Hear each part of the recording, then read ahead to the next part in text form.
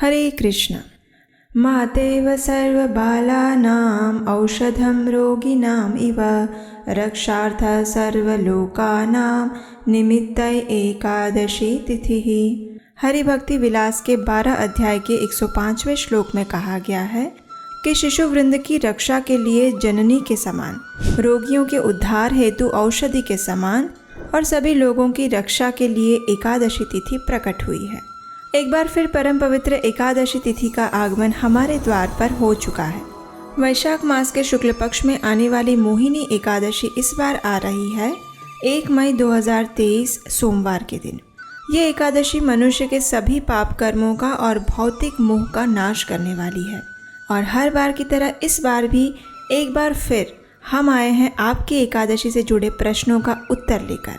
लेकिन शुरू करने से पहले हम आपको बता दें कि अगर आप वैदिक संस्कृति और सनातन धर्म से जुड़े और भी रोचक तथ्यों को जानना चाहते हैं और हमारे सभी वीडियोस को सबसे पहले देखना चाहते हैं तो आप हमारे टेलीग्राम और व्हाट्सएप ग्रुप से भी जुड़ सकते हैं। इसके अलावा आप हमारे इंस्टाग्राम पेज को भी फॉलो कर सकते हैं। इन सभी का लिंक नीचे पिन कमेंट में दिया गया है।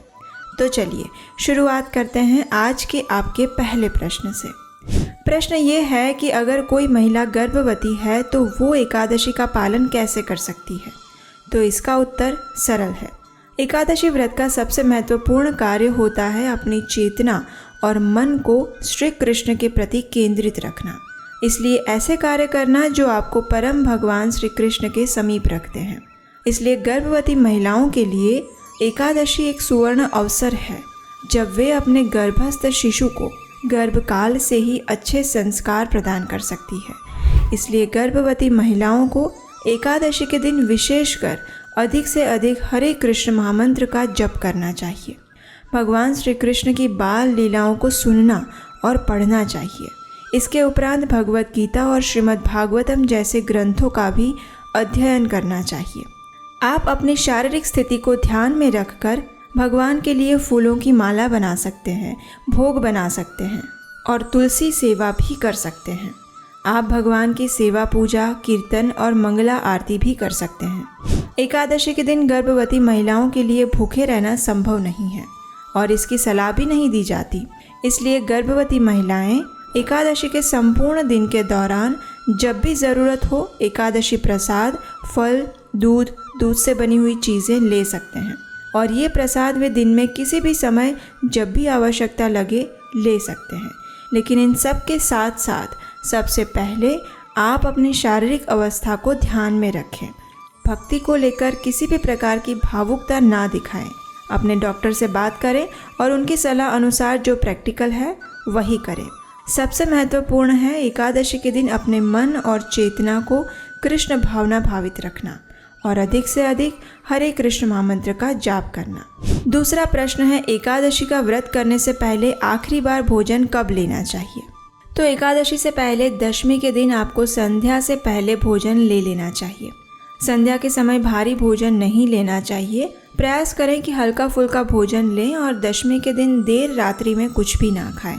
कई बार लोग पूछते हैं कि क्या हम एकादशी के दिन प्रातःकाल एकादशी तिथि प्रारंभ होने से पहले कुछ खा सकते हैं?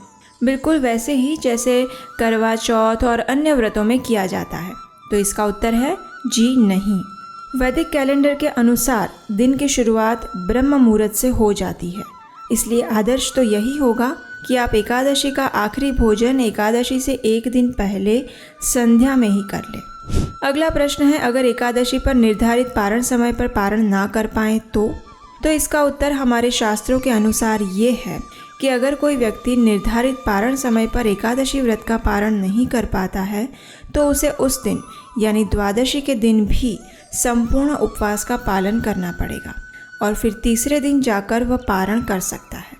इसलिए एकादशी व्रत संपूर्ण तभी होता है जब आप उसका निर्धारित समय पर पारण भी करें। चौथा प्रश्न है एकादशी व्रत एग्जैक्टली कब शुरू करना चाहिए? तो देखिए, कई बार एकादशी समय के अनुसार रात्रि को प्रारंभ हो जाती है, लेकिन ऐसे समय में भी एकादशी व्रत का पालन प्रातः ब्रह्म मुहूर्त से ही होता है। इसलिए एकादशी व्रत का पालन करने का योग्य समय प्रत्येक एकादशी पर प्रातः ब्रह्म मुहूर्त से लेकर अगले दिन के निर्धारित पारण समय तक का माना गया है। कभी कभी एकादशी तिथि दशमी से सम्मिलित होती है और कई बार वह द्वादशी और त्रयोदशी से भी सम्मिलित होती है। इसलिए प्रत्येक एकादशी पर हम आपको एकादशी कब है इस बात का स्पष्टीकरण देने के लिए एक विशेष वीडियो अपलोड करते हैं। तो अगर आप चाहें तो हमारे इस चैनल को सब्सक्राइब कर सकते हैं, जिससे कि प्रत्येक एकादशी की स्पष्ट तिथि, पारण समय और दिन के विषय में आपको संपूर्ण जानकारी मिलती रहे। 5वां प्रश्न है, एकादशी व्रत का पारण कैसे करना चाहिए। तो प्रत्येक एकादशी का एक निर्धारित पारण समय होता है और उसी समय एकादशी व्रत का पारण करना अत्यंत आवश्यक है।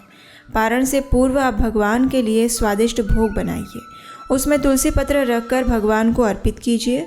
उसके बाद अपने घर में किसी सुयोग्य ब्राह्मण या वैष्णव को आमंत्रित करिए और भगवान को अर्पित भोग प्रसाद रूप में उन्हें वितरित कीजिए। उसके बाद आप अपनी क्षमता अनुसार कुछ न कुछ दान दीजिए। अगर आप अपने घर में किसी को आमंत्रित नहीं कर सकते तो आप मंदिर में जाकर भी प्रसाद वितरण करके दान दे सकते हैं। उसके बाद निर्धारित पारण समय के अंदर ही आप भगवान से प्रार्थना करते हुए एकादशी का फल उन्हें अर्पित करके और उनकी शुद्ध भक्ति की याचना करते हुए उसी प्रसाद के साथ एकादशी व्रत का पारण करें। एकादशी व्रत का पारण कैसे करना चाहिए इसके ऊपर हमने विस्तार से एक विशेष वीडियो बनाया है। अगर आप उसे देखना चाहते हैं तो उसका लिंक नीचे डिस्क्रिप्शन बॉक्स में दिया गया है। एकादशी से जुड़े हुए अगर आपके कोई और प्रश्न हैं तो आप नीचे कमेंट बॉक्स में लिखकर भेज सकते हैं। अगर आपको इन सभी प्रश्नों के संतोषकारक उत्तर प्राप्त हुए हैं तो इस वीडियो को लाइक कीजिए और उन लोगों के साथ शेयर कीजिए जिनके मन में भी यही प्रश्न है। प्रमाणभूत ग्रंथों से आध्यात्मिक जानकारी प्राप्त करने हेतु और मधुर वैदिक कथाओं का निरंतर रसपान करने के लिए आपके अपने इस चैनल को देखते रहिए। हरे कृष्णा।